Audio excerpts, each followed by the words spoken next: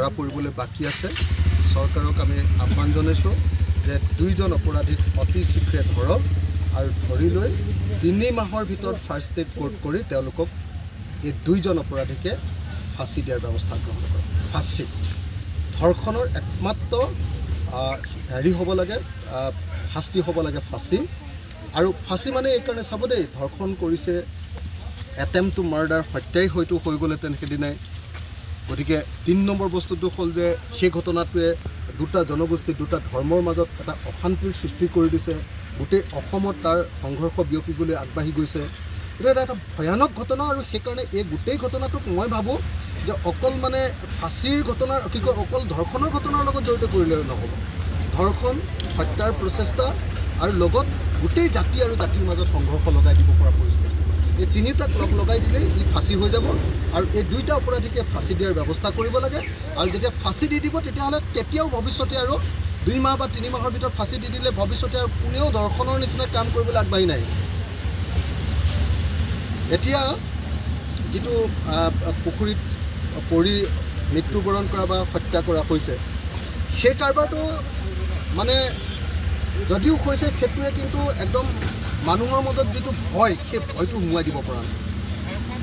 বৰং বহুতে মানে সেইটোক চাঞ্চা ল'ব পাৰিছে যে এইটো এনকাউণ্টাৰ কৰি দিলে সহজ কৰি দিয়ে সহজভাৱে মৰি গ'ল এনেকৈ কৈছে হয়নে নহয়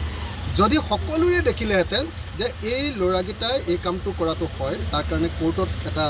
হিয়াৰিং হৈ গ'লহেঁতেন কোৰ্টে ভাৰ্ডিক্ট দিলেহেঁতেন যে ইহঁতি ৰেপ কৰাটোও হয় হত্যা কৰিবলৈ চেষ্টা কৰাটোও হয় হত্যা কৰিলেইহেঁতেন মানুহে ধৰা পেলালে কাৰণে আৰু লগতে ইহঁতি গোটেই জাতিৰ মাজত কাজিয়া লগাই দিছে গোটেই অসমত সেই কাজিয়া বিয়পি গৈছে এইটো যদি প্ৰমাণ কৰিব পাৰে তেতিয়াহ'লে লগে লগে ফাঁচি তাৰ বাহিৰে বেলেগ কোনো ৰিজাল্টেই নাই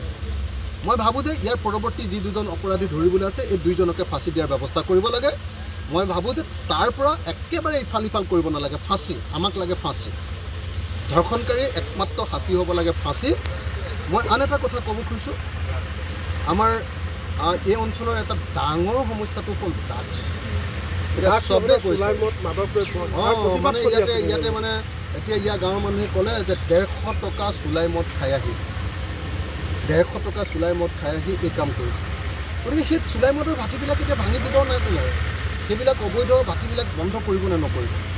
দ্বিতীয়তে ড্ৰাগছৰ যি বেহা হৈছে বুলি কৈছে এই সমগ্ৰ অঞ্চলটোত মানুহে এতিয়া ইয়াত ৰৈ থকা প্ৰত্যেকগৰাকী মহিলাই কৈছে যে আমাৰ ইয়াত বহুত ড্ৰাগছ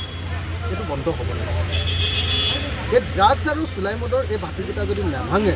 তেতিয়াহ'লে এই অশান্তিৰ পৰা আমি কোনেও বাচিব নোৱাৰোঁ যিকোনো খবৰৰ বাবে যোগাযোগ কৰক 7099017330 অথবা 7099017333